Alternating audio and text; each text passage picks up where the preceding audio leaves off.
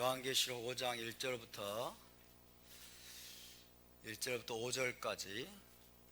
5절까지만 보겠습니다. 요한계시록 5장 1절부터 5절까지 다 같이 한 목소리로 봤습니다. 내가 보매 보좌에 앉으신 이의 오른손에 두루마리가 있으니 안팎으로 썼고 7인으로 봉하였더라.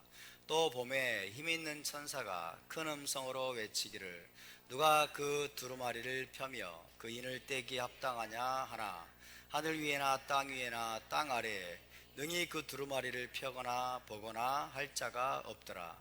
그 두루마리를 펴거나 보거나 하기에 합당한 자가 보이지 아니하기로 내가 크게 울었더니 장로 중에 한 사람이 내게 말하되 울지 말라. 유대 지파의 사자 다윗의 뿌리가 이겼으니 그 두루마리와 그 7인을 떼시리라 하더라. 아멘.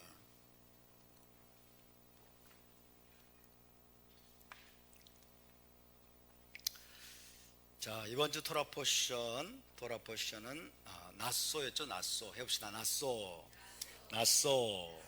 네, 오늘 계시록 강의는 84번째 시간이 되겠습니다. 지난주에는 사도 요한이 하늘 보좌가 있는 방으로 올라가서 보았던 24장로들에 관한 말씀을 나눴습니다. 24명의 장로들이 하늘 보좌 좌우에 있었죠. 그들은 머리에 무엇을 쓰고 있습니까? 머리에는 금관을 쓰고 그 다음에 흰옷을 입고 24보좌에 앉아 있으며 높은 수준의 권위와 통치권을 가진 존재들이었습니다. 24장로들이 누구인가에 관한 해석이 분분하지만은 천사들은 아닌 것으로 보입니다. 천사들은 아닌 것으로 보이고 다윗이 정리한 24반차의 제사장들에 대응되는 존재들이다 라고도 할 수 있겠죠. 다윗이 정리한 24반차의 제사장들에 대응되는 존재들이라고도 할 수 있고, 혹은 지난주에 말씀드린 것처럼 모든 세대에 이기는 자들을 대표한다라고도 할 수 있습니다. 모든 세대에 이기는 자들. 그래서 이스라엘 12지파와 어린 양의 12사도를 합친 모든 세대에 이기는 자들이 장차 거룩한 성 새 예루살렘에서 핵심적인 역할을 하게 될 것이라는 것이 요한계시록의 말씀이죠. 모든 세대에 이기는 자들, 어린 양의 12사도와 그 다음에 12지파로 이루어진 모든 세대에 이기는 자들이 새 예루살렘 성의 중심이 될 것이다 하는 것을 우리가 기억해야 되겠습니다. 핵심 포인트는 무엇입니까? 우리도 어찌하든지 이기는 자가 되는 것입니다. 아멘. 이기는 자, 승리자가 되어서 머리에는 면류관을 쓰고 금면류관을 쓰고 그 다음에 정결하고 깨끗한 흰옷을 입고 그리고 보좌에 앉아서 주님과 함께 열방을 통치하는 그런 영광을 얻는 것입니다. 아멘. 이런 영광을 저와 여러분이 반드시 얻을 수 있기를 주의 이름으로 축복합니다. 사도 요한은 계시록 전체를 통해서 바로 그 메시지를 전하고 있다라고 할 수 있겠습니다. 자, 오늘은 먼저 4장 5절을 읽어보겠습니다. 4장 5절 시작. 보좌로부터 번개와 음성과 우레소리가 나고 보좌 앞에 켠 등불 7이 있으니 이는 하나님의 7영이라. 자, 성령 안에서 하늘로 올라간 사도 요한은 보좌로부터 번개와 음성과 우레소리를 들었습니다. 보좌로부터 번개와 음성과 우레소리를 들었다. 번개와 음성과 우레소리라는 표현을 우리가 읽으면은 즉시 무엇을 떠올려야 될까요? 시내산 사건을 떠올려야 됩니다. 이제 상당한 수준에 우리가 올라오고 있습니다. 그죠? 시내산 사건을 떠올려야 돼요. 시내산에 하나님의 쉐키나 영광이 내려왔을 때도 동일하게 번개와 뇌성과 우레소리, 그죠? 그리고 음성들이 거기에 있었습니다. 자, 하나님의 쉐키나 영광이 여러분 시내산을 덮을 때, 하나님의 영광이 내려올 때 번개와 뇌성과 음성들과 우레소리가 들렸다라고 하는 이 표현은 무엇을 의미하느냐? 이것은 하나님의 위엄을 나타냅니다. 하나님의 위엄과 그리고 하나님의 권능을 나타냅니다. 하나님의 위엄, 하나님의 권능, 그리고 하나님의 영광을 상징하는 현상들이라고 할 수 있습니다. 그죠? 번개가 여러분 내리칠 때 굉장히 두렵잖아요. 굉장히 두렵고 굉장히 위험이 느껴집니다. 번개가 치고 우레소리가 들리고 그 다음에 막 무시무시한 음성들이 들리고, 그런 가운데 하나님의 영광이, 하나님의 셰키나 영광이 시내 산 위에 강림하셨어요. 그러니까 굉장히 두려우신 하나님의 위엄과 하나님의 권능과 영광을 상징하는 현상들이 바로 시내산에서 있었고, 또 요한이 하나님의 하늘 보좌에서 경험했던 그런 현상들이라고 할 수 있습니다. 자, 또 요한은 보좌 앞에 불이 켜져 있는 등불, 7등불이 있는데, 그렇죠? 보좌 앞에 불이 켜져 있는 7등불이 있는데, 그것은 하나님의 7영을 의미하는 것이라고 기록을 했습니다. 하나님의 7영, 보좌 앞에 7개의 등불이 있대요. 보좌 앞에 7개의 등불이 있어요. 자, 보좌 앞에 7개의 등불, 보좌 앞에 7개의 등불이 있는 것을 사도 요한이 보았습니다.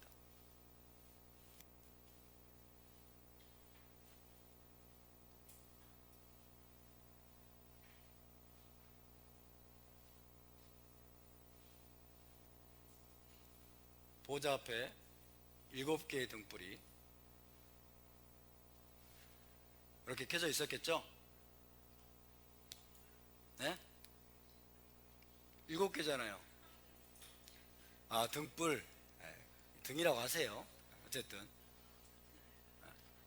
보좌에 7개, 앞에 7개의 등불이 이렇게 켜져 있었겠죠? 네.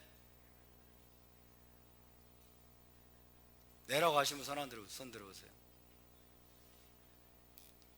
이렇게 보면 큰일 납니다. 이렇게 생각하면 큰일 나는 거예요. 이게 헬라적인 관점이죠. 따로따로 동떨어져 있는 7개의 등불이 이렇게 켜져 있는 게 아니죠. 이게 아니에요, 절대로. 여러분.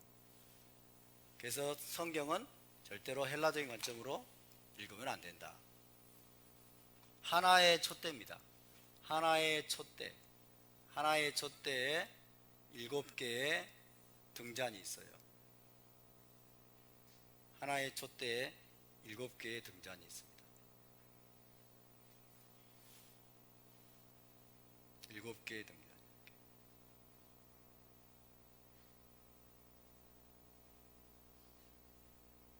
맞습니까? 이걸까요? 아까 전에 그린 그림일까요? 이거죠? 헷갈리지 마세요.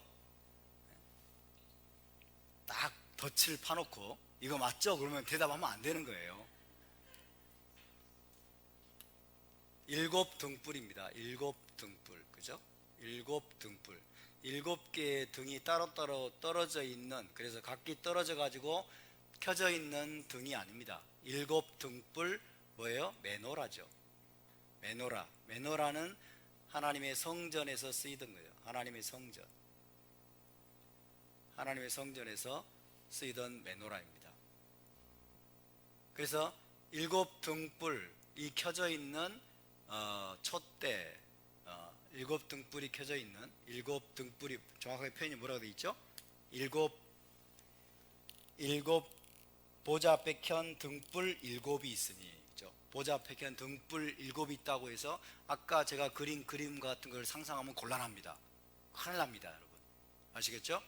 자, 보좌 앞에 이렇게 7개의 등불이 켜져 있다라고 하는 것은 하나의 촛대, 하나의 촛대에 등잔이 7개가 있는 하나님의 성전에서 쓰이던 메노라가 하나님의 보좌 앞에 있었다는 거예요. 이해되십니까? 하나님의 보좌 앞에 왜 이 메노라가 있는 겁니까? 거기가 하나님의 성전이기 때문에. 아멘? 하늘에 있는 여러분 메노라를 보고 모세가 그 모형대로 이 땅에 있는 성막에서 이 메노라를 만든 것을 믿으시기 바랍니다. 하늘에 있는 게 실체예요. 하늘에 있는 실체를 하나님이 시내산에서 보여주시고 그 실체대로 이 땅에 모형을 만들게 하신 거예요. 이 땅의 성막에서, 솔로몬 성전에서 바로 이 메노라를 만들게 하신 것입니다. 그래서 이 메노라는 하나님이 모세에게 계시해 주신 거예요. 굉장히 중요한 의미들을 담고 있는, 굉장히 중요한 함축적인 의미를 담고 있는 상징적인 기물입니다. 이걸 통해서 하나님이 엄청나게 많은 영적인 메시지를 주고 계시는 거예요. 그래서 이 메노라, 따라서 메노라의 의미를 우리가 다시 한번 생각을 해보겠습니다. 복습을 하겠습니다. 이 메노라에는 굉장히 다양한 차원의 의미가 있습니다. 굉장히 다양한 차원의. 첫 번째로 이 메노라는 뭐냐면요, 하나님의 임재로부터 나오는 빛을 상징합니다. 하나님의 임재로부터 나오는 빛. 모든 빛은 여러분 하나님으로부터 나오는 것을 믿으시기 바랍니다. 빛의 근원은 하나님이십니다. 아멘. 빛의 근원은 하나님이시고 하나님은 빛이시라. 그래서 하나님은 빛이시라. 하나님은 빛이신 하나님께서 여러분 태양도 만드시고 달도 만드시고 별도 만드셨음을 믿으시기 바랍니다. 그래서 이 자연계에 존재하는 모든 빛은 결국 하나님으로부터 온 거예요. 그리고 하나님이 만드신 거예요. 하나님이 태양으로부터 빛이 나오도록 설계하신 것을 믿으시기 바랍니다. 그 빛이란 것이 왜 태양에서 나오도록 하나님이 설계하셨느냐? 그분 자신이 빛이시기 때문에. 할렐루야. 그래서 하나님의 임재로부터 나오는 빛을 상징하죠. 하나님의 임재로부터 나오는 빛을 상징하는 게 바로 메노라입니다. 메노라는 또 어떤 의미를 가지고 있습니까? 이것을 우리가 잘 알아야 되는데, 세상의 빛, 그죠? 세상의 빛으로 부름받은 이스라엘을 나타내죠. 이스라엘. 그리고 동일하게 세상의 빛으로 부름받은 교회를 나타냅니다. 교회와 이스라엘은 하나입니다. 아멘. 세상의 빛으로 부름받은 이스라엘. 따라서 너희는 세상의 빛이라. 할렐루야. 이스라엘을 하나님이 세상의 빛이라고 말씀하시고, 그 다음에 교회를 향해서도 하나님은 너희는 세상의 빛이라고 말씀하고 계십니다. 동의하십니까? 그래서 이스라엘과 교회는 하나예요. 이스라엘의 상징물이 바로 메노라입니다. 이스라엘에 가면 메노라가 많죠? 자기들의 부르심을 알고 있는 거예요. 자기들의 부르심, 자기들의 사명, 미션, 그죠? 미션. 이 세상에서 이스라엘이 어떤 일을 해야 되는가? 이스라엘의 미션, 부르심을 상징적으로 표현해 주는 게 바로 이 빛입니다. 이 메노라입니다. 무슨 말입니까? 이스라엘이 온 세상에 빛을 비춰야 되는 존재라는 거예요. 하나님의 빛을 세상 가운데 전해 주어야 되는 존재로 부름받았다는 것입니다. 교회도 마찬가지입니다. 교회도 여러분 세상의 빛으로 부름받았음을 믿으시기 바랍니다. 세상에는 무엇이 없습니까? 빛이 없습니다. 왜 저렇게 청와대에 있는 자들이, 왜 저렇게 여러분 우리나라의 권력기관을 장악한 자들이 거짓에 휩싸여 있습니까? 왜 어둠에 휩싸여 있습니까? 빛이 없기 때문에 그래요. 빛이 없기 때문에. 하나님을 떠나면 빛이 없습니다, 여러분. 아멘. 하나님을 떠나면 빛이 없어요. 왜? 모든 빛은 하나님으로부터 나오는 거예요. 아멘. 그래서 우리는 빛을 가진 자들, 그 하나님으로부터 빛을 가진 여러분 공동체가 바로 이 메시아닉 교회임을 믿으시기 바랍니다. 아멘. 따라서 우리 안에 빛이 있습니다. 빛이 뭡니까? 빛이 진리를 말해요. 이 빛은 여러분 진리를 말하는 거예요. 진리. 혹은 토라를 말하는 거예요. 다른 말로 계시죠. 계시. 하나님의 계시. 하나님의 계시가 빛이에요. 할렐루야. 그러니까 토라가 없으면, 하나님의 말씀이 없으면 빛이 없는 거예요. 그래서 어둠 가운데 헤맬 수밖에 없는 거예요. 어디로 가야 될지, 무엇을 해야 될지, 무엇이 옳은 것인지, 무엇이 선한 것인지 판단이 안 돼요. 김일성이가 민족의 영웅인지, 이승만이 대한민국의 영웅인지 판단이 안 돼요. 선과 악이 무엇인지 분별이 안 돼요. 개인적으로 나는 김일성을 위대한 민족의 영웅으로 생각한다 라고 하는 여러분 조 모시기, 조 맞죠? 조성은인가? 그게 무슨 뭐 청년 대표 비슷하게 미래통합당이 들어와가지고 버젓이 활동하고 있잖아요. 한 300만 명 때려 죽이면 민족 영웅이 되는 모양이죠. 그죠? 소련에서 전차 받아오고 모택동이 여러분 100만 군대 빌려와가지고 데려와가지고 6.25 전쟁 일으켜가지고 수많은 생명들 여러분 쳐 죽이고 이러면 민족의 영웅이 되는 모양이죠. 그렇게 분별력이 없어요? 김일성이가 민족의 영웅이라고요? 가장 악랄한 살인마죠. 전쟁 범죄자고 민족의 반역자죠. 민족 반역자. 이승만 대통령이야말로 여러분 이 대한민국의 영웅입니다. 건국의 아버지입니다. 우리에게 자유를 선사한 여러분 대통령입니다. 아멘. 자유민주주의 헌법을 기초한 사람이 이승만 대통령 아닙니까? 이승만 대통령이 없었으면 자유 대한민국이 어떻게 성립이 될 수가 있습니까? 누가 여러분 6.25 전쟁을 막아냈습니까? 이승만 대통령이 미국과 손잡고 막아낸 거 아닙니까 여러분? 썩어빠진 인간들이요 김일성을 지금 추종하고 있는 거예요. 지금 이 대한민국이 이승만 대통령과 박정희 대통령에서 만들어진 이 대한민국은 친일파가 장악한 나라다. 친일파가 장악해가지고 나랐기 때문에 이 민족의 정통성이 없고 처음부터 친일파를 잘 청산했던 저 김일성 체제가 민족의 정통성이 있는 거다 그러면서 청와대에서 지금 여러분 체제 청산을 하고 있는 거예요. 태어나서는 안 될 나라 했다는 이 대한민국이요. 태어나서는 안 될 나라. 김일성이냐 이승만이냐 이 사이에서 분별을 못하고 김일성을 추종하고 있는 자들이에요.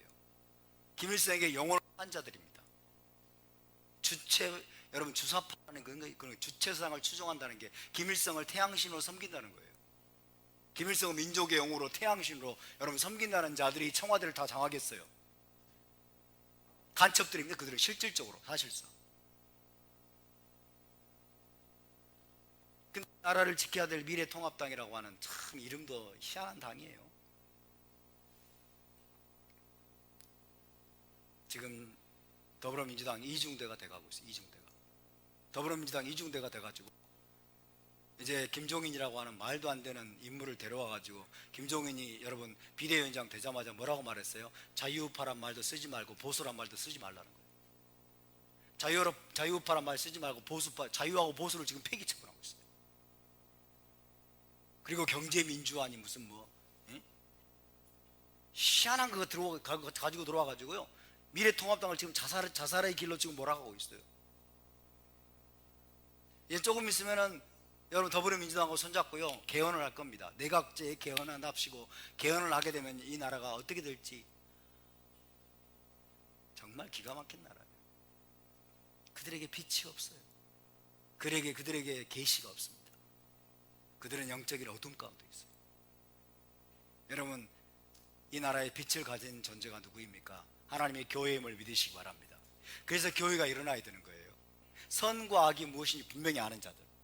아멘. 선과 악이 무엇인지 분명히 알고 빛과 어둠이 무엇인지 분명히 아는 메노라로 부름받은 여러분 교회가 깨어나서 이 나라를 지켜야 될 줄로 믿습니다.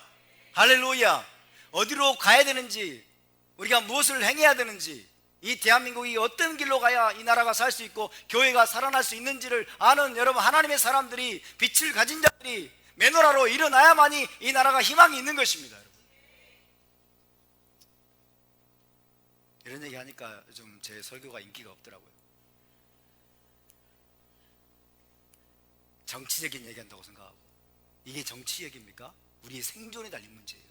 여러분 자유가 아니면 죽음을 달라고 그랬는데 자유 없이 살 수 있어요? 우리의 자유를 지금 빼앗아가려고 여러분 북한처럼 만들려고 중국처럼 만들려고 난리를 치고 있는데도 정치적인 얘기는 하지 말래. 우리 교회는 정치적으로 엄정 중립을 지켜야 된대. 정말 답답한 사람들입니다. 옛날에는 요한계시록 설교 그러니까요 사람들이 관심을 갖고 요한계시록 설교 그러면서 막 조회수가요 한 번 설교하고 나면요 막 500회, 600회, 700회가 올라가는데 요즘은요 110회, 120회. 가만히 생각하니까 이런 얘기 하니까 저 전라인민공화국 사람들이 안 듣는 것 같아요. 기독교의 좌파들이 얼마나 많은지 아세요? 여러분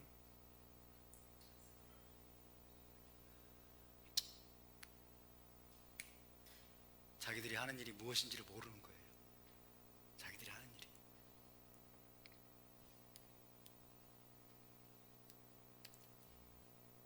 아니 생각해 보세요. 문재인 집단이 여러분, 문재인 집단의 사상적인 그 이념의 스펙트럼이 주사파라니까요. 주사파, 주체사상, 김일성을 태양신으로 숭배하고 김일성에게 영혼을 팔아버린 자들이에요. 그들의 유일한 목적은 뭐예요? 대한민국의 체제를 파괴하는 거예요. 대한민국의 자유민주주의 체제를 파괴하고, 여러분, 북한식 혹은 중국식 공산주의 체제로 이 체제를 뒤집어 엎는 거라고요. 근데 여기에 대해서 침묵하라고요? 정치적이라고 여기에 대해서 침묵하라고? 난 감옥에 가도 그렇게 못하겠어요. 걔네들이 이제 차별금지법 통과시키려고 한다니까요. 걔네들이 박정희 체제 청산법을 통과시키려고 한다니까요. 백선엽 장군 여러분 현충원에 묻힌 걸 금지시키고, 전두환 대통령 현충원에 묻힌 걸 금지시키는 법을 통과시킨다니까요. 침묵하라고요? 누가 우리의 여러분 발언을 침묵시키려고 합니까? 정광훈 목사님 교회를, 사랑제일교회를 여러분 철거하려고 한다는데 침묵해야 돼요? 이 남 얘기입니까? 절대로 그럴 수가 없어요. 여러분, 국가 반역자들이 이 나라를 장악했다니까요. 현실을 똑바로 알아야 돼요. 인터넷으로 이 설교를 듣는 분들도 똑바로 알아야 돼요.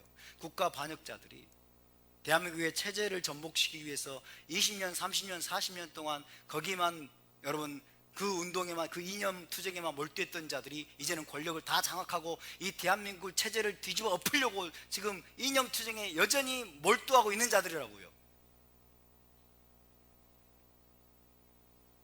그런 자들에 맞서 싸우자면 우리가 누구에 맞서 싸워야 됩니까? 누구에 맞서 싸워야 돼요? 우리는 비겁할 수가 없습니다.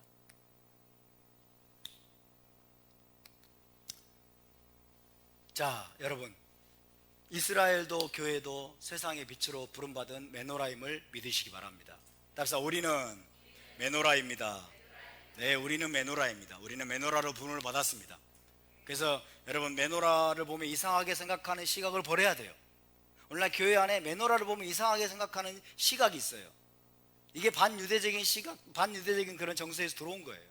그죠? 메노라를 보면 이상하게 생각해. 십자가를 보면 반가운데.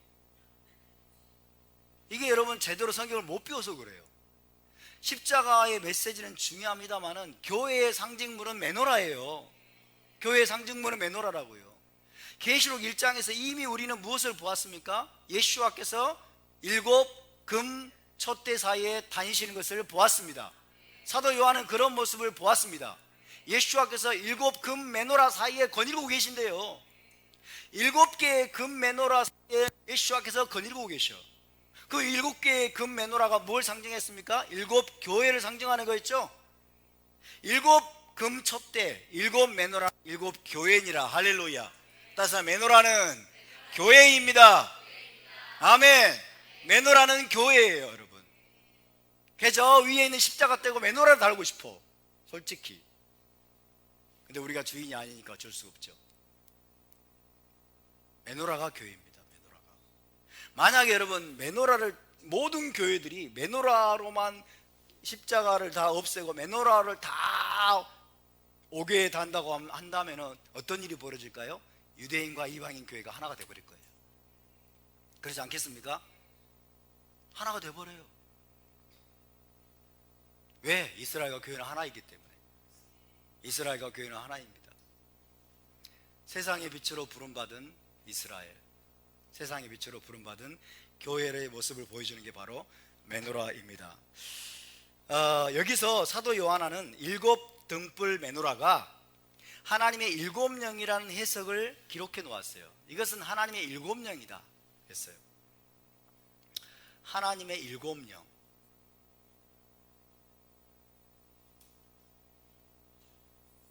하나님의 7영이라고? 하나님은 한 분이신데, 하나님은 한 분이신데 어떻게 성령이 7명이야? 이거 2단 아니야, 2단? 굉장히 또 괴이하게 생각해요. 어떻게 하나님이 7명이야? 제가 그랬어요. 제가 토라를 모를 때, 히브리 관점을 모를 때 하나님의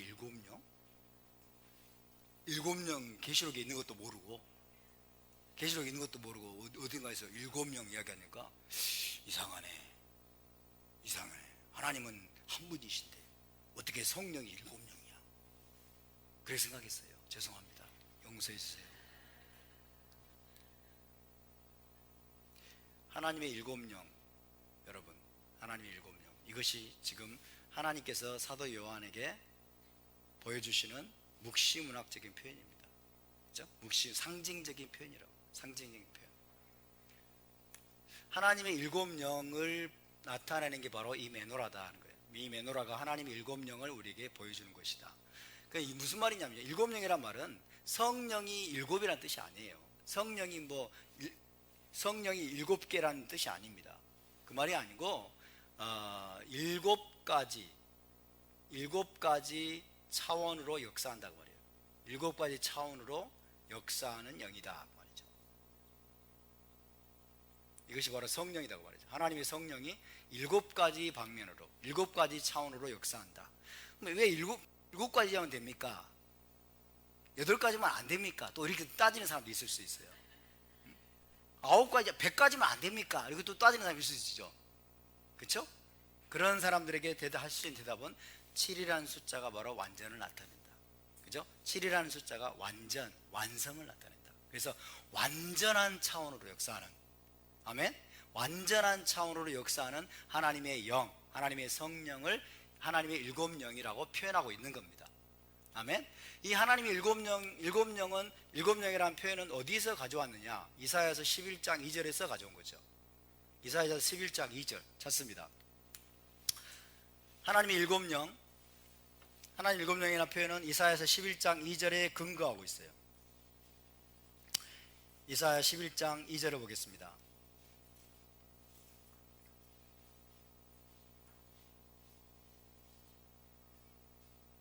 (11장 2절) 시작. 그의 위에 여호와의 영 곧 지혜와 총명의 영이요 모략과 재능의 영이요 지식과 여호와를 경외하는 영이 강림하시리니. 그랬어요.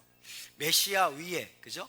하나님께서 메시아 위에 부어주실 성령, 하나님의 일곱 영에 관한 말씀입니다. 그래서 이 메노라의 일곱 등잔, 일곱 가지가 바로 일곱 영을 우리에게 보여주고 있는 것이다.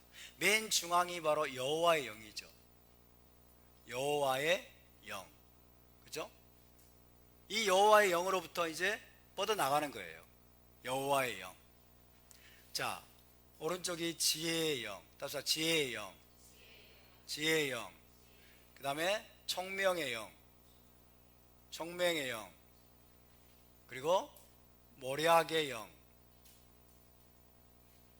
그 다음 뭘까요? 재능의 영, 그 다음에 지식의 영, 그리고 여호와 경외의 영. 딱 맞습니다. 기가 막히게 맞죠? 이게 하나님이 하시는 거예요. 그죠? 지혜의 영. 그래서 지혜의 영은 호크마라고 합니다. 따라서 호크마. 총명의 영은 비나. 따라서 비나. 히브리어 비나예요. 모략의 영은 에짜. 따라서 에짜. 여호와의 영은 아도나이. 따라서 아도나이. 루ach 아도나이. 재능의 영은 뭘까요? 게브라. 따라서 게브라. 지식의 영은 다아트. 따라서 다아트. 여호와 경외 이르아트 아도나이. 따라서 이르아트 아도나이. 네, 이르아트 아도나이. 히브리어. 해봅시다. 루아흐 아도나이. 루아흐 호크마. 루아흐 비나. 루아흐 에짜. 루아흐 게브라. 루아흐 다아트. 루아흐 이르아트 아도나이.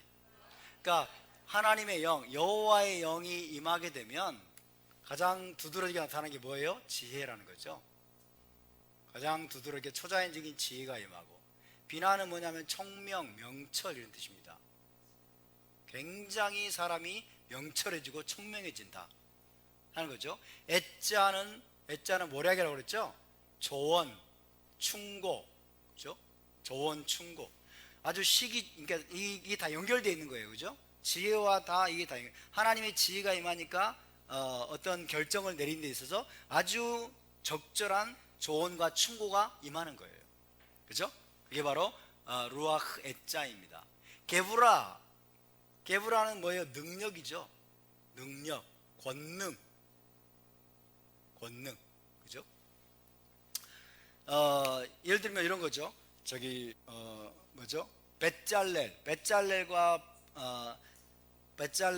오홀리압, 성막의 기술자들에게 하나님이 루아흐 게브라를 부어주셨어요. 이거는 뭐예요? 능력, 권능 혹은 재능이죠. 재능, 그죠? 물건들을 만들 수 있는 재능을 주셨고 또 지혜를 주신 거죠. 청명을 주신 거예요. 다트는 지식입니다, 그죠? 초자연적인 지식.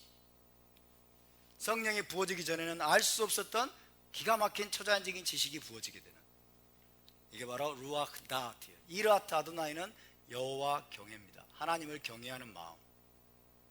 성령 받았다고 하면서 여러분 하나님한테 함부로 하는 사람도 있죠. 그런 문제가 있는 사람들이에요, 그죠? 하나님을 함부로 막 협박하고 이런 사람도 있어요. 하나님을 협박하는 사람들 막, 그 문제가 있습니다. 성령을 받으면 받을수록 여호와 앞에 두려워 떨고 하나님을 경외하게 될 줄로 믿습니다. 아멘. 자, 이렇게 7가지 방면으로 역사하시는 성령, 7가지 방면으로 역사하시는 하나님의 성령, 그럼으로써 하나님의 모든 목적, 완전한 목적을 이루어 가신다는 거예요. 하나님의 7가지 방면으로 역사하는 성령이 메시아 위에 부어짐으로 말미암아 그 메시아께서 하나님의 완전한 뜻을 이 땅에서 이루시는 분이다 라는 것이 바로 여러분 이 메노라가 우리에게 보여주는 상징적인 의미입니다. 이 의미들을 우리가 알아야 되는 거예요.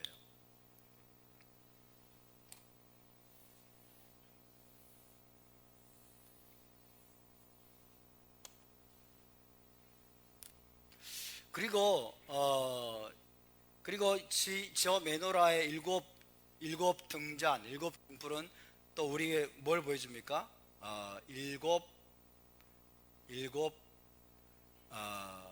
뭐예요? 일곱은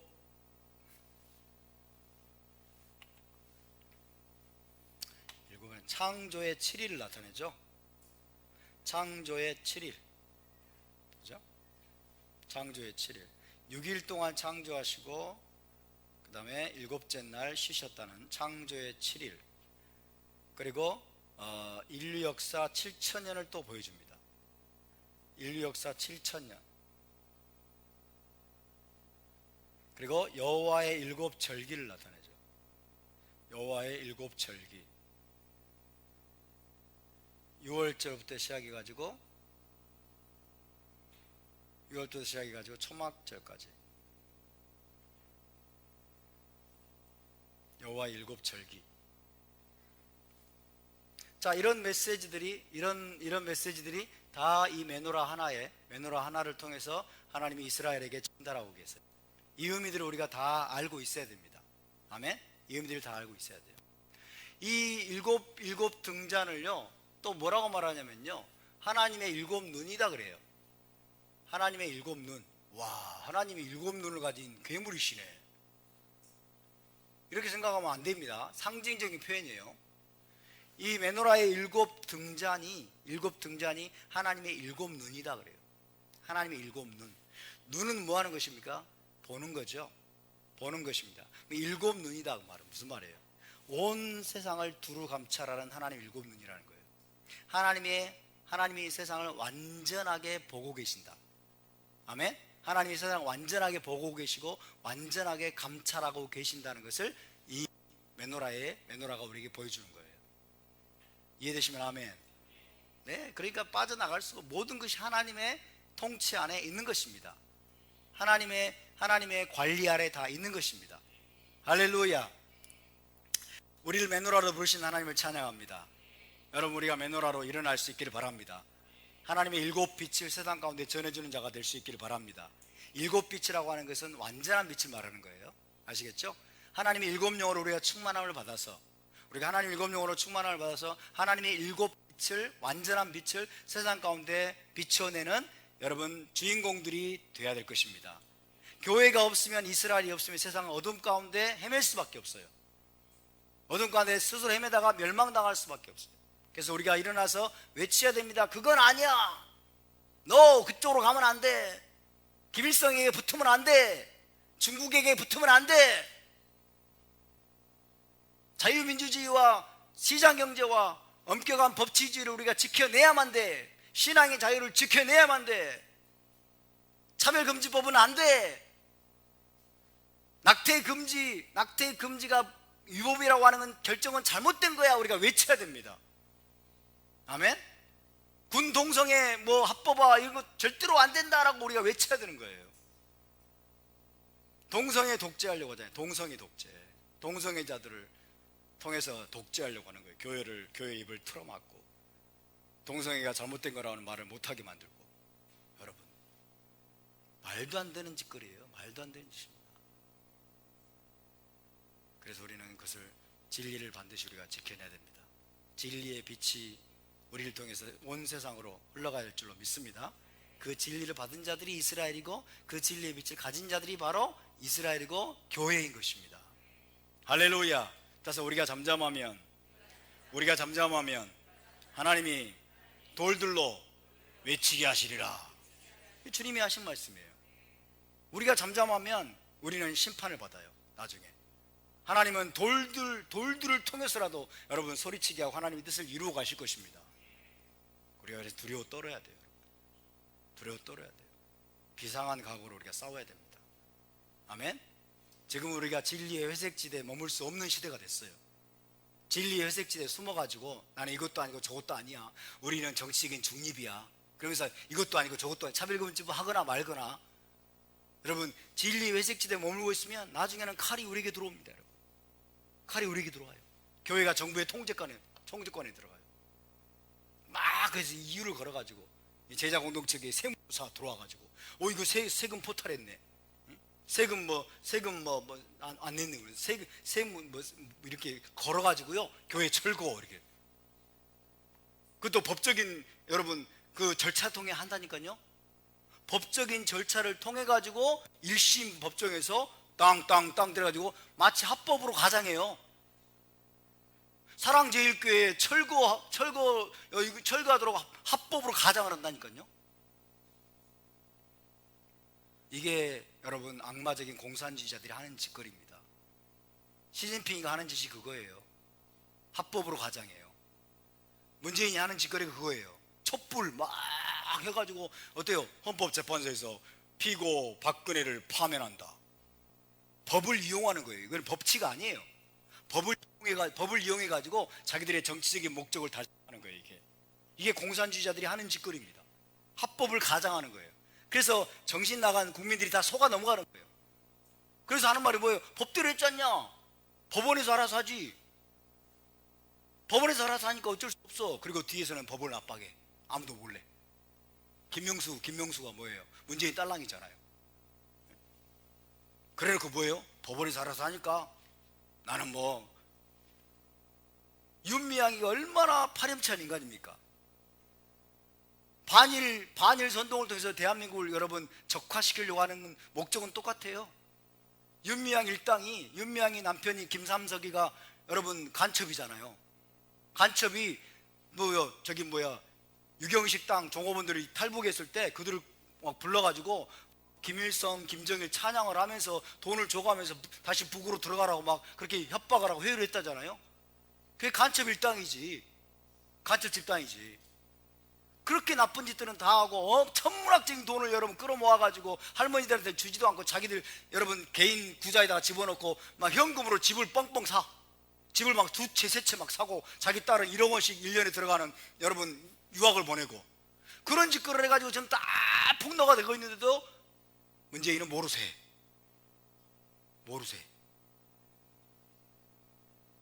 기가 막힐 노릇이죠. 문재인과 윤미향과 조국은 한 몸입니다. 한 몸이에요. 문재인이 계속 이용해 먹었던 사람이 이용수 할머니예요. 틈만 나면 청와대를 불러가지고 손잡고 막 무릎 꿇고 막 그러고, 여러분 그렇게 이용해 먹었던 사람이 이용수 할머니라고. 지금은 모르쇠, 감탄, 고토 이거죠. 이게 그들의 악마적인 본성입니다. 이 악마적인 본성에 대해서 교회가 질타하고 교회가 규탄하고, 여러분 그런 자들을 국회의원으로 여러분 세우려고 하는 저 문재인 일당들, 더불어민주당 일당들, 그들에 대해서 교회가 저항하지 않으면 어떻게 되겠습니까? 오늘부터 국회의원인가요? 오늘부터 국회의원 됐어요. 이제 윤미향이가, 네? 윤미향 국회의원 됐다고요. 대한민국이 지금 어디로 가고 있어요? 법무부 장관이라는 추미애가 세상에 검찰을 파괴하고 있어. 검찰의 수사권을 여러분 다 파괴하고 있고 빼앗고, 검찰을 막 압박하면서 저기 한명숙이 뇌물 받아가지고 징역 2년인가 살고 나왔는데, 엄격한 여러분 대법원 판사들 전원이 만장일치로 여러분 판결을 한 건데, 그거를 막 다시 재심을 해야 한다라고 법무장관이 그 짓거리 하고 있어. 법무장관이. 왜? 빨갱이니까. 빨갱이를 빨갱이라고 말하면 사람들이 거부감을 갖는 시대가 됐어요. 왜? 세뇌가 됐기 때문에. 잘못된 언론의 세뇌가 됐어요. 종북몰이 하지 말아라. 언제, 지금 시대가 어느 시대인데 철진한 종북몰이라고, 철진한 색깔론이냐 하면서 언론이 막 떠들어대니까 빨갱이를 빨갱이로 말하면, 빨갱이라고 말하는 사람을 뭐라고 그래? 정말 미치고 환장할 노릇입니다. 이 나라가 뒤집어져도 지금 한참 뒤집어졌어요. 정말 세뇌가 됐어요. 정신 똑바로 차려야 됩니다. 다 죽게 생겼어요. 지금 정신 차리지 않으면.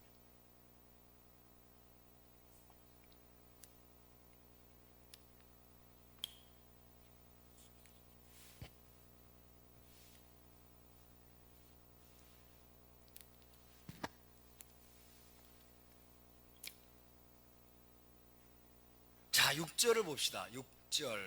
6절을 함께 읽습니다. 시작. 보좌 앞에 수정과 같은 유리바다가 있고, 보좌 가운데와 보좌 주위에 네 생물이 있는데. 자, 이게 보좌 앞에 뭐가 있다고요?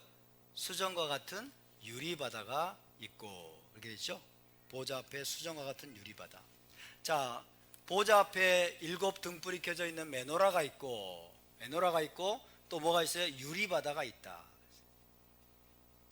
유리바다는 이 땅에 있는 성막에서 물두멍에 해당하는 겁니다.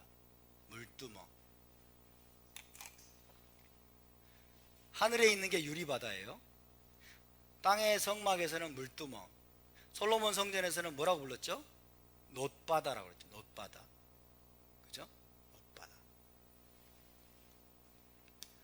번제단 다음에 물두멍이 있어요. 물두멍. 그죠? 놋으로 만든 그 물두멍에 이제 정결한 물을 받아 넣는 거예요. 이 물두멍의 역할은 무엇입니까? 물두멍의 역할은 뭐죠? 아론 제사장들이 늘 물두멍에서 자신의 모습을 비춰보는 거예요. 자신의 모습을 비춰보고 항상 수족을 씻어요. 항상 손과 발을 씻어서 모든 부정함을 씻어내는 용도입니다. 그죠? 수족을 씻지 않으면, 손과 발을 물두멍에 씻지 않으면 어떻게 된다? 끊어지리라. 그죠? 그들은 부정하게 되어서 성막의 의식들을 주관할 수가 없게 됩니다. 자, 물두멍과 놋바다의 첫 번째 역할은 자신의 모습을 비춰보는 거예요. 자신의 모습을 비춰보는 거예요. 한마디로 말하면, 자, 자신의 모습을 비춰보는 거울의 역할을 하고, 거울의 역할을 하고, 그 다음에 부정함을 씻는 역할을 합니다. 물두멍의 물로 부정함을 씻는다. 자, 그래서 저와 여러분도 우리 이스라엘로 부름받은, 하나님의 구원받은 백성들은 하늘의 성소를 섬기는 제사장들입니다. 아멘. 우리 제사장들도 뭐 해야 될까요? 거울로 우리 자신을 비춰봐야 되겠죠. 우리에게 주신 거울이 무엇이다? 토라의 말씀입니다. 따라서 토라는 우리의 모습을 비춰보는 거울입니다. 그것을 보여주는 게 바로 유리바다예요. 그죠? 우리의 모습을 비춰보는 거울. 그리고 우리의 모습을 비춰보고 우리의 모든 부정함을 씻어내는 것이 바로 토라의 맑은 물입니다. 아멘. 토라는 거울이면서 또한 토라는 맑은 물임을 기억하시기 바랍니다.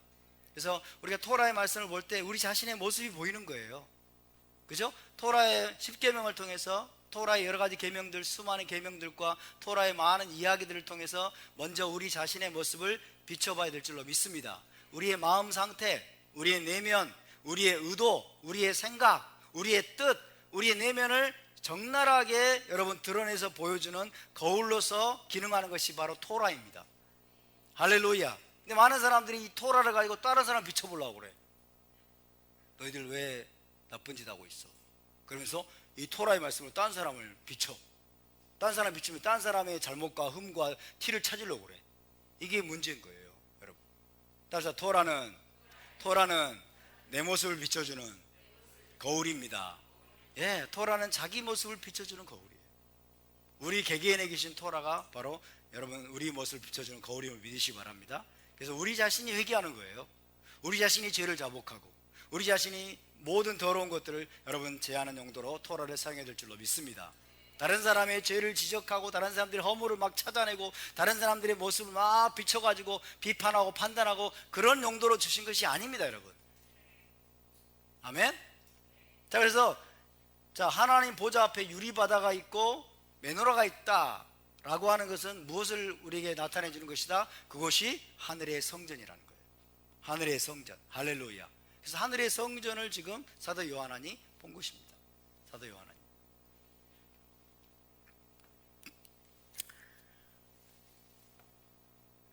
자, 이상과 같이 하늘 보좌가 있는 방으로 올라간 사도 요한은 그곳에서 몇 가지 중요한 아주 특징적인 것들을 다 보았습니다. 그리고 그것들을 4장에 기록했습니다. 뭘 보았습니까? 하늘의 보좌를 보았습니다. 보좌에 앉으신 분을 보았습니다. 그리고 메노라가 있는 것을 보았습니다. 그리고 유리바다가 있는 모습을 보았습니다. 그죠? 보좌에 계신 이의 모습이 녹보석 같고, 그죠? 보좌에 계신 이를 보았습니다. 또 무엇을 보았습니까? 네 생물을 보았습니다. 네 생물이 카도시 카도시 카도시 하면서 하나님을 찬양하고 있는 모습을 보았습니다. 또 무엇을 보았습니까? 24 장로들을 보았습니다. 그들이 찬양하는 모습을 보았습니다. 그들이 면류관을 드리면서 하나님께 경배하는 모습을 보았습니다. 이제 그의 눈이 조금 더 중요한 구체적인 한 가지 물건에 집중됩니다. 그것이 5장 1절에 나와 있는 말씀입니다. 자,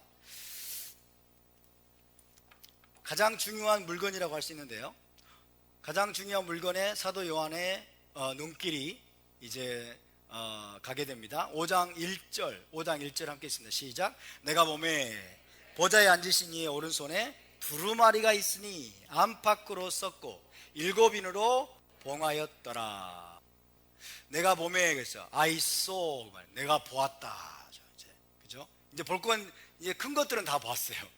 큰 것들 24장로, 네 생물, 그 다음에 메노라, 그 다음에 보좌에 앉으신 이의 녹보석 같은 모양, 그 굵직굵직한 것들은 다 보았는데 이제 조금 더 세밀하면서 가장 중요한 물건을 거기에 눈길이 꽂힙니다.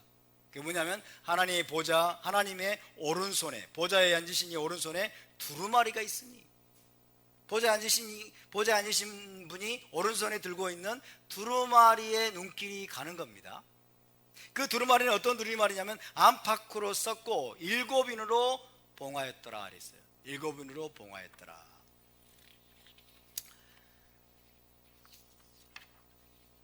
여러분, 여기서 보좌에 계신 하나님의 오른손. 자, 오른손은요 능력과 권위를 상징합니다. 그죠? 하나님의 오른손, 능력과 권위. 그죠? 하나님의 능력과 권위로서 지금 붙들고 있는 그 두루마리를 보게 되었습니다. 문제는 능히 그 두루마리의 봉인을 떼어서 펴거나 벌자를 어디에서도 찾을 수가 없었다는 거예요. 일곱 인으로 봉인되어 있어요.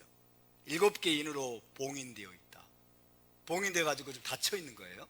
7인으로 봉인되어 있었는데 문제가 뭐냐면 아무도 그 봉인을 뗄 자가 없고 그 봉인을 떼서 펴거나 볼자를 찾을 수도 없었다는 거죠. 2절 3절 5장 2절 3절을 함께 읽습니다. 시작. 또 봄에 힘 있는 천사가 큰 음성으로 외치기를 누가 그 두루마리를 펴며 그 인을 떼기에 합당하냐 하나 하늘 위에나 땅 위에나 땅 아래에 능히 그 두루마리를 펴거나 보거나 할 자가 없더라 그랬죠.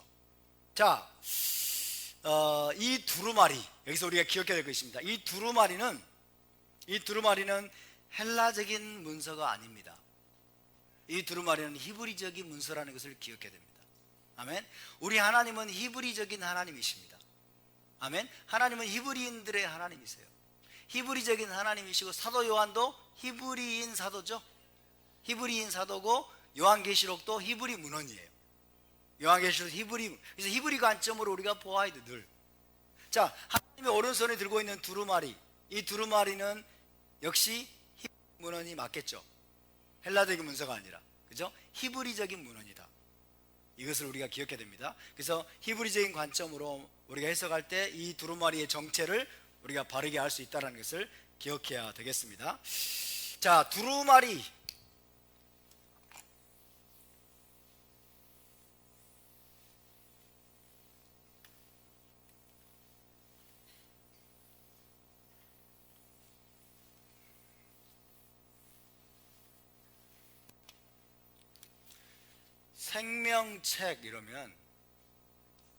생명책 이러면 어떤 그림 보면 이런 그림이 있더라고. 이렇게 책의 그림이 있어요. 책에 하나님 앞에 생명책이 펴져 있다. 이런 책일까요? 요즘 우리가 볼 수 있는 책이 아니에요. 두루마리예요. 두루마리. 오케이? 그러니까 우리의 관점으로 보면은 아주 위험합니다. 여러분, 두루마리예요. 두루마리. 말 그대로 두루마리. 두루마리는 히브리어로 세페르라고 합니다. 일단 세페르가 뭐 책이다 그렇게 번역이 되는데 두루마리예요. 두루마리. 혹은 메길라라고 합니다. 따라서 메길라. 네, 메길라 이렇게 되죠. 메길라. 둘둘 이렇게 말았다 그래요. 둘둘 말았다. 메길라. 이 메길라라는 단어는요, 갈랄이라는 단어에서 왔죠. 갈랄은 굴러가다, 굴리다 이 뜻이에요. 갈랄이라는 단어에서 나온 단어가 있죠. 길갈, 굴러가다 그러죠. 길갈. 그죠? 왜 수치를 하나님이 굴러가게 하셨다. 그래서 길갈이라고 그러죠. 동일한 어근이에요. 메길라는 두루마리, 둘둘 말하는 거예요. 이렇게 메길라. 토라 두루마리처럼 둘둘 말아서 메길라예요. 그래서 하메시 메길로트가 있죠. 유대인들 토라 이외에 읽는 하메시 메길로트, 절기 때마다 읽는 아가서, 그 다음에 메길라트, 에스더, 룻기 뭐 이런 것들이 메길라예요. 이것들이 두루마리입니다. 두루마리, 메길라. 따라서 세페르, 메길라. 자, 세페르, 하나님의 오른손에 세페르가 있었던 겁니다. 그런데 대부분의 고대 히브리 두루마리는 한쪽 면만 쓰여져요. 대부분의 히브리 두루마리는 한쪽 면만 쓰여지는데 유독 양쪽 면 모두가 쓰여진 두루마리가, 모두가 쓰여져 있는 세페르가 있어요. 그것이 어디에서 오냐면 출애굽기 32장으로 가보겠습니다. 고대 히브리 두루마리는 한쪽 면만 기록이 되어 있지만은, 그러나 출애굽기 32장에 가보면은 안과 밖 양쪽 면 모두에 하나님이 기록하신 어떤 것이 나옵니다. 출애굽기 32장 15절. 32장 15절 시작. 모세가 돌이켜 산에서 내려오는데 두 증거판이 그의 손에 있고 그 판의 양면 이쪽 저쪽에 글자가 있으니 그랬죠. 자, 모세가 두 돌판을 봤습니다. 두 증거판. 근데 이 두 돌판은 양쪽에 글씨가 새겨졌어요. 양쪽에 글씨가 써졌다, 이렇게 말합니다. 양쪽에. 대부분의 고대 히브리 두루마리는 한쪽 면만 글씨가 써져요. 이 토라 스크롤도 한쪽 면만 써져 있죠. 한쪽만 써져 있습니다. 그런데 하나님께서 주신 두 증거판, 두 돌판, 십계명의 두 돌판, 이 십계명이죠, 그죠? 십계명의 두 돌판, 십계명의 두 돌판은 양쪽에 하나님이 글을 썼어요. 안쪽과 바깥쪽 모두에 하나님이 글씨를 새겨 넣었습니다. 자, 여러분, 이 두 돌판은 십계명은 두루마리는 아닙니다. 두루마리는 아닌데 이 십계명은 무엇을 나타냅니까? 이 십계명은 언약의 케투바죠. 언약의 케투바를 상징하는 거예요. 언약의 케투바가 어떻게 나중에는 토라죠, 그죠? 토라. 그래서 십계명을 하나님이 기록해 주실 때 여러분 양쪽에 글씨가 써지도록 기록해 주셨어요. 근데 그것은 이 십계명은 언약의 케투바인 토라이다. 토라는 기본적으로 모세 오경을 나타냅니다. 모세 오경. 그래서 양쪽에 글씨가 써져 있는 두루마리, 그러면 우리가 이것을 토라라고 이해할 수 있는 겁니다. 아시겠죠? 양쪽에 써져 있는 하나님의 증거파, 하나님이 언약의 케투바로 주신 십계명, 언약의 케투바로 주신 십계명에 양쪽에 글씨가 써져 있다라고 표현했어요. 그래서 양쪽에 글씨가 써져 있는 두루마리라고 말할 때는 이것은 토라라는 사실을 우리가 이해해야 됩니다. 토라라고 하나님 성경에서 지금 우리에게 가르쳐 주고 있는 거예요. 이해되시죠? 그러니까 토라의 가장 중요한 특징이 그거예요. 언약의 케투바의 가장 중요한 특징이 양쪽에 글씨가 써져 있다. 양쪽에 글씨가 써져 있다라고 이야기하는 거죠.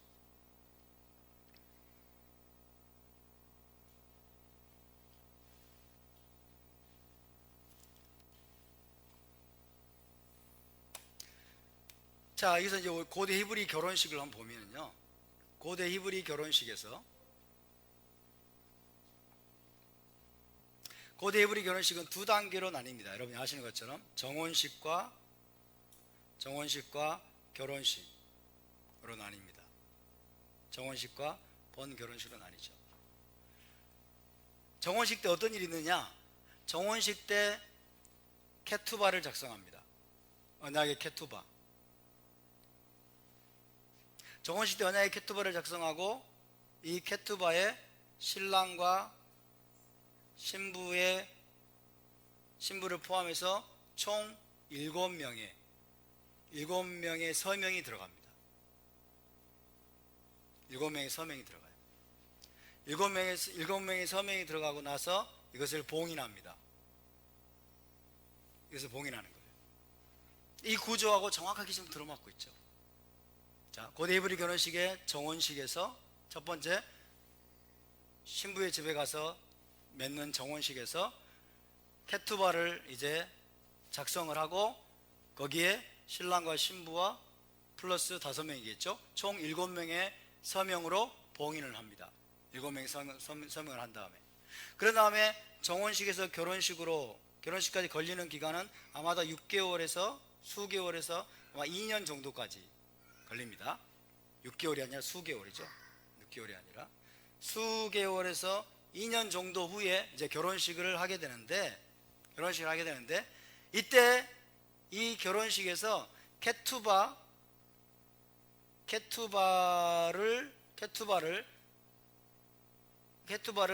열 수 있는 권한은 오직 신랑에게만 있습니다.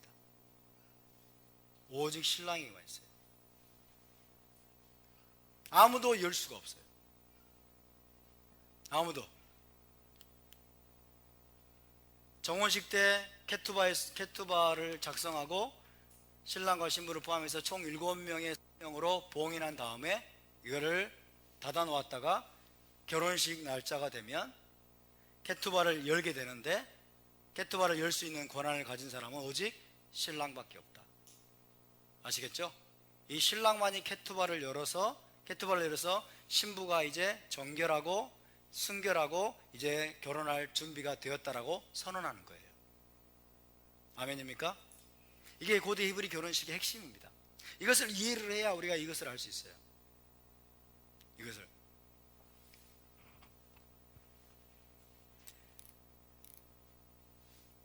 자, 그래서 다시 한번 5장 1절을 보시면, 내가 보매 보좌에 앉으신 이의 오른손에 두루마리가 있으니 안팎으로 썼고, 안팎으로, 두루마리인데 안팎으로 썼다라는 표현 자체가 뭐예요? 이것은 토라이구나, 이것은 언약의 케투바인 토라를 나타내는구나 라고 우리가 눈치를 채야 됩니다. 아시겠죠? 7인으로 봉하였구나, 그걸 보면 더더욱 이해가 되시죠? 토라가 뭡니까? 하나님과 이스라엘 간의 결혼 언약 케투바죠. 그죠? 하나님과 이스라엘이 맺은 결혼 언약식의 케투바예요. 7인, 그래서 7인으로 봉한 거예요. 아멘입니까? 7인으로 봉했다. 그래서 이 7인으로 봉한 언약의 케투바 토라는, 여러분, 하나님의 손에 든 이 케투바는 누구만이 열 수 있다? 신랑만이 열 수 있다. 아무도, 그 외에는 아무도 열 수가 없어요. 바로 2절과 3절입니다 2절과 3절. 그죠? 또 봄에 힘있는 천사가 큰 음성으로 외치기를, 누가 그 두루마리를 펴며 그 인을 떼기 합당하냐 하나, 하늘 위에나 땅 위에나 땅 아래에 능히 그 두루마리를 펴거나 보거나 할 자가 없더라. 왜 힘있는 천사가 큰 음성으로 외쳤을까요? 왜 외쳤을까요? 누가 그 두루마리를 펴며 그 인을 떼기 합당하냐 하고 큰 힘있는 천사가 큰 소리로 외쳤어요. 왜? 모든 피조세계에서 그 존재를 찾는 거예요. 모든 피조세계에 끝까지 이 소리가 들려가지고 나오라 이거예요. 그죠? 피조세계 전체까지 울려 퍼지도록 큰 음성으로 외치는 거예요.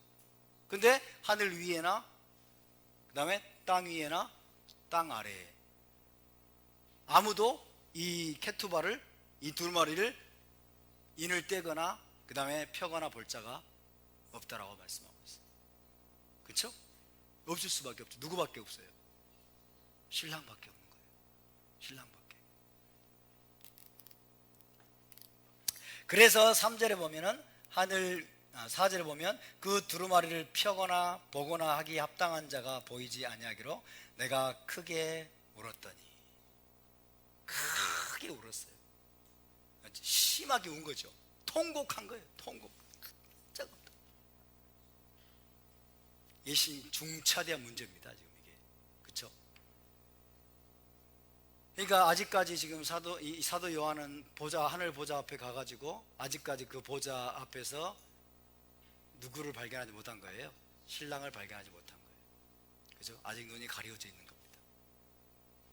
하늘 위에나 그 다음에 뭐라고 했어요? 땅 위에나 땅 아래에 능히 그 두루마리를 펴거나 보거나 할 자가 없더라.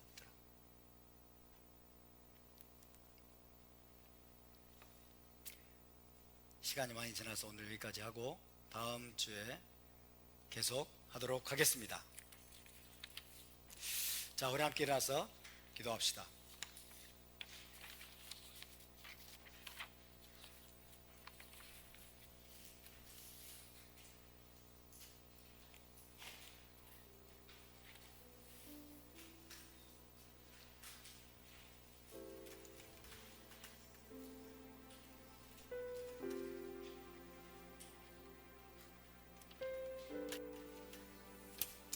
하나님께서 우리를 메노라로 부르셨습니다.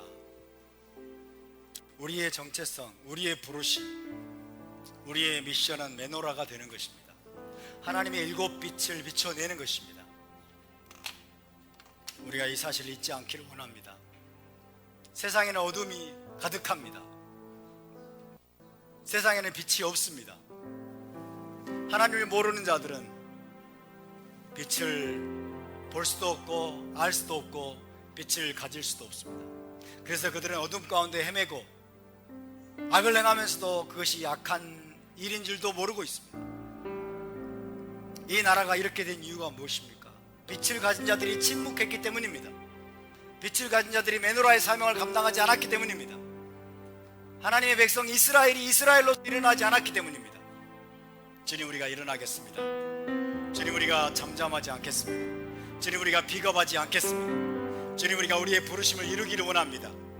주님, 우리가 빛을 들고 일어나 나가기를 원합니다. 빛을 든 빛의 군대로, 진리의 군대로, 정의의 군대로 일어나게 하여 주시옵소서. 오 주님, 우리를 일깨워 주시옵소서. 토라의 거울로 우리를 비춰 주시옵시고, 주님, 우리가 진리의 빛을 높이 들고, 진리의 횃불을 높이 들고, 메노라를 높이 들고, 주님, 어둠의 세상 가운데 하나님의 빛을, 거룩한 빛을, 하나님의 일곱 빛을 비치는 자들 될 수 있도록 도와주시옵소서. 우리 함께 동서로 기도하겠습니다. 거룩하신 아버지, 감사드립니다. 주님, 당신을 찬양합니다. 하나님 아버지, 주께서 우리를 메노라로 부르셨습니다. 주께서 우리를 메노라로 세우셨습니다. 주께서 우리를 빛의 군대로 부르셨습니다. 정의의 군대로, 주님, 진리의 군대로 우리를 부르셨습니다. 아버지, 우리를 불쌍히 여겨주시옵소서. 아버지, 우리와 함께하여 주시옵소서. 주님, 우리를 가르쳐 주시옵소서. 주님, 우리가 비겁하지 않게 하소서. 침묵하지 않게 하소서. 주님, 우리가 뒤로 물러나지 않게 도와주시옵소서. 주님, 우리가 헛된 아버지의 거짓과 속임수에 속아 넘어가지 않도록 진리의 말씀으로 무장하게 하시고, 토라의 말씀으로 무장하게 도와주시옵시고, 더욱더 아버지여 용기와 아버지여 능력을 발휘하여 하나님의 일곱 영으로 충만함을 입어서 하나님의 일곱 빛을 비춰내는 자들 될 수 있도록 주님 도와주시기를 원합니다. 우리의 자유를 지켜내고, 이 대한민국에서 신앙의 자유를 지켜내고, 아버지여 가장 정의로운 나라가 될 수 있도록 하나님의 도덕적인 통치가 이 땅 가운데서 아버지 왜곡되지 않도록, 빼앗기지 않도록 하나님의 통치권이, 하나님의 정의로운 법이, 하나님의 공의와 정의와 진리와 진실이 승리하는 나라가 될 수 있도록 아버지, 우리가 하나님의 대리인 되게 도와주시옵시고, 메노라로 일어날 수 있도록 주님 도와주시옵소서. 주님, 우리에게 하나님의 일곱 영을 부어 주시옵소서. 지혜와 총명의 영을 부어 주시옵소서. 재능과 모략의 영을 부어 주시옵소서. 지식과 여호와 경외의 영을 부어 주시옵소서. 그래서 우리가 하나님의 일곱 영으로 행하는 자들 되게 도와주시옵시고, 하나님의 일곱 빛을 비춰내는 자들 될 수 있도록 도와주시옵소서. 교회들을 깨워 주시옵소서. 하나님의 백성들을 깨워 주시옵소서. 빛을 가진 자들을 깨워 주시옵소서. 빛의 군대가 일어나게 하여 주시옵소서. 더 이상 우리는 물러날 곳이 없습니다. 주님, 우리는 비겁할 수 없습니다. 우리는 이 자유를 빼앗길 수 없습니다. 이 신앙을 우리는 포기할 수 없습니다. 당신의 말씀을 우리는 타협할 수가 없습니다. 동성애가 죄가 아니라고 우리는 아버지 타협할 수가 없습니다. 동성애도 괜찮고, 동성혼도 괜찮고, 낙태도 괜찮고, 주님, 우리는 그런 거짓과 속임수, 그런 아버지 악독한 말들에 속아 넘어갈 수가 없고, 그것을 타협할 수가 없습니다. 주님, 우리를 군대로 세워 주시옵소서. 감사드리며 주 예수와 이름으로 기도하옵나이다. 아멘. 예바레케 아도나이 베이시메레 야엘 아도나이 파나벨레카 비후네카 이사 아도나이 파나벨레카 베야셈 레카 샬롬. 여호와는 내게 복을 주시고 너를 지키시기를 원하며, 여호와는 그의 얼굴을 내게 비추사 은혜 베푸시기를 원하며, 여호와는 그 얼굴을 내게로 향하여 드사 평강 주시기를 원하노라.